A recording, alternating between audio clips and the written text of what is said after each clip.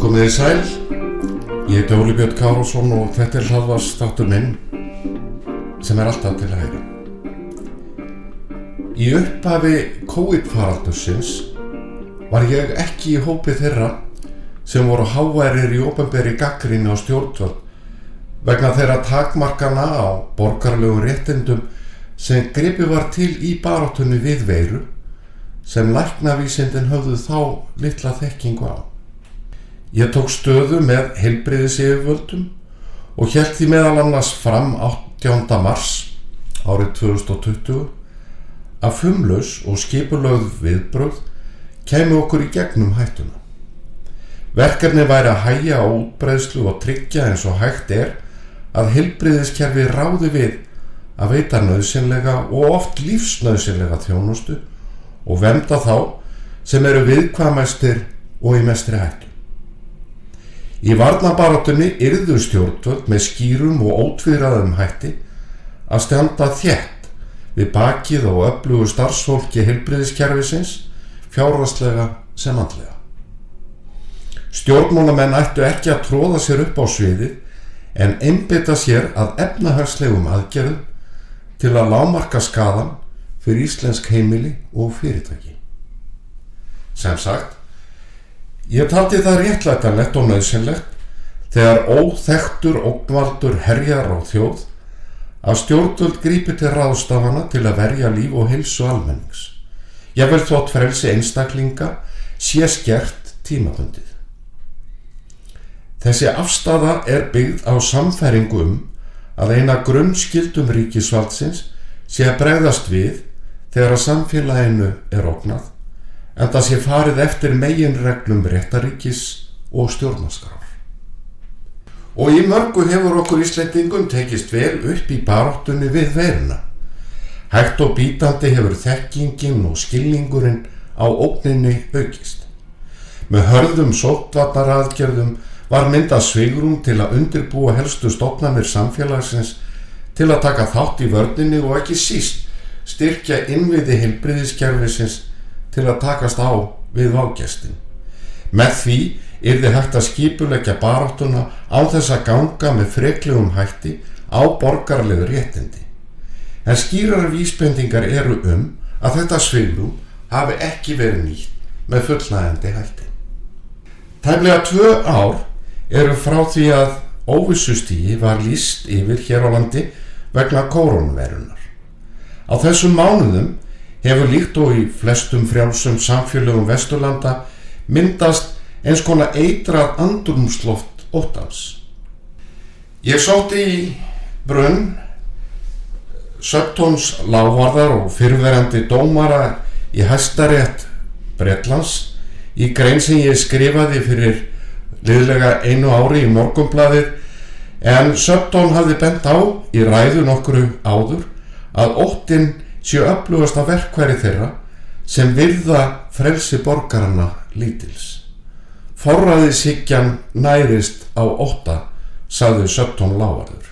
Í skugga óttans sé þess krafist að stjórnvöld grípi til aðgerða sem sumar geta verið gagnlegar en aðrar skaðlegar í viðleitni allra til að verja líf og heilsu.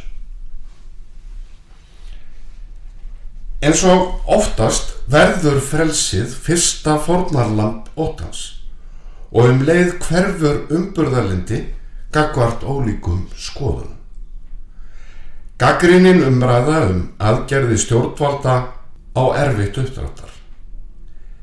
Leikir sem lærðir veigra sér við að spyrna við fótum og spyrja alvarlegra spurninga nauðsynlegra þar sem þess óskað að settur verði fram rökstuðningu fyrir hvers vegna frelsi einstaklinga takmarkað og hvort of langt sé gengið.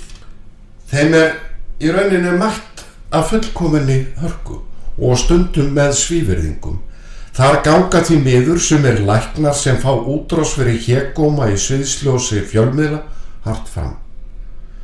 Til að magna ótta almennings grafið skipulega undan trausti á heilbrigðiskerfið sem þrátt fyrir allt eitt það besta í heimi.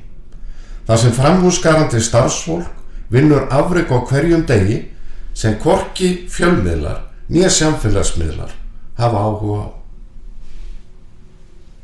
Flest erum við fús til að færa fórnir og sætt okkur við að búa við skert athafnafrelsi í ákveðin tíma til að vinna bug á hættulegri veiru. Við viljum sýna árvekni og ábyrgð gagnvart samferðafólki, ekki vegna þess að stjórnvöld þvingi okkur til þess, heldur vegna borgaralegra skyldu sem fylgir því að búa í frjálsu samfélagi. Það versta sem frjáls einstaklingur gerir hins vegar að hlýða athugasemdalaust og án gagnrýni fyrirmælum stjórnvalda sem með einum eða öðrum hætti takmarka borgaralegu réttindi. Jafnvel þótt fyrirmælin séu sögð til þess gerð að verja almannaheill. Án aðhalds og gagnrýni verður til ríkisstjórn, eða eigum við kannski að segja fremur embættisstjórn, reglugerða og tilskipana.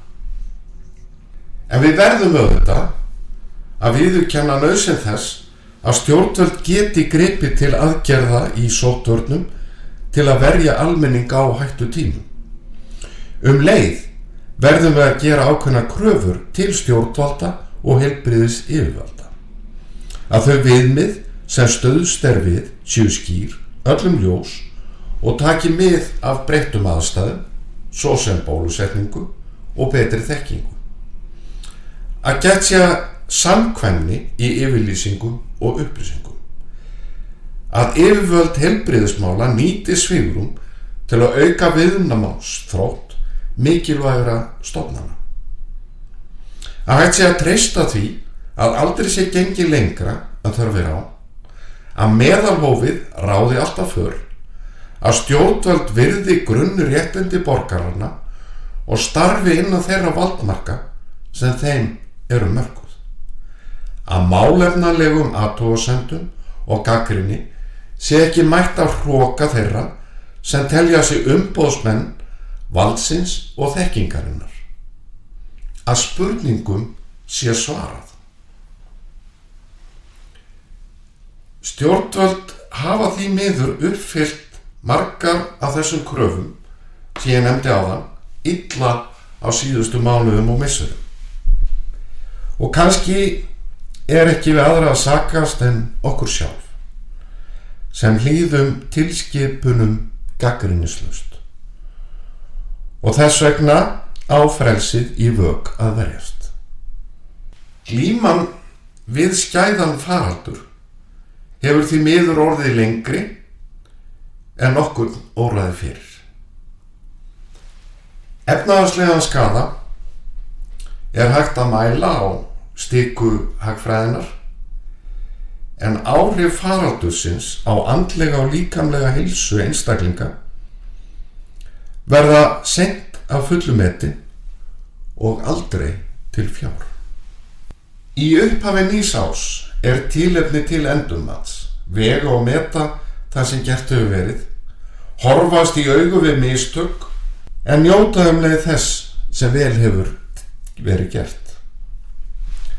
Á grunni reynslunnar eigum við að leggja ráðin fyrir nýtt ár, fyrir framtíðina, staðráðin í að læra af mistökum og forðast að falla í þá gryfju að endurtaka mistökin í þeirri von að fá aðra og betri niðurstöðu. Eitt virðist stöðugt. Við getum ekki nota sömu baráttu aðferðir og í upphafi þegar að óvinnurinn var lítið þekktur. Við getum ekki gripið til harkalegri sóttvarna en þegar við vorum lítt varin, óbólusett og sent tugi þúsunda einstaklingi í einangrun eða sóttkví þegar langstærsti hluti landsmanna bólusettur og alvarleg veikindi fátíð. Og við sem erum eldri, við getum ekki krafist þess að börn og unglingar og ungt fólk sæti þvingunum til þess að verja heilsu okkar. Skylda okkar er þvert á móti að tryggja það að ungt fólk fá að lifa og þroskast í samneyti við jafnaldra sína, geti stunda nám og félagsstörf, farið á böll og komið saman á góðri stundu. Sóttvarnaraðgerðir verða meðal annars að taka mið af þessari skyldu. Og sóttvarnaraðgerðir verða einnig að miðast við það að hægt sé að tryggja gangverk samfélagsins, tryggja að það stöðvist ekki. Stjórnvöld og þá ekki síst yfirvöld heilbrigðismála verða að hafa andlegt þrek til að hlusta á gagnrýni og svara áleitnum spurningum án hroka og án þess að kynda undir ótta almennings. Í lýðfrjálsu landi geta borgararnir aldrei sagt sér við að stjórnvöld nýti sér óttann til að réttlæta takmarkanir á mannlegum samskiptum. Ef við höfum eitthvað lært af sögunni, þá vitum við að óttinn og frelsið eiga aldrei samleið. Ég þakka þeim sem hlýddu, eigi góða stund.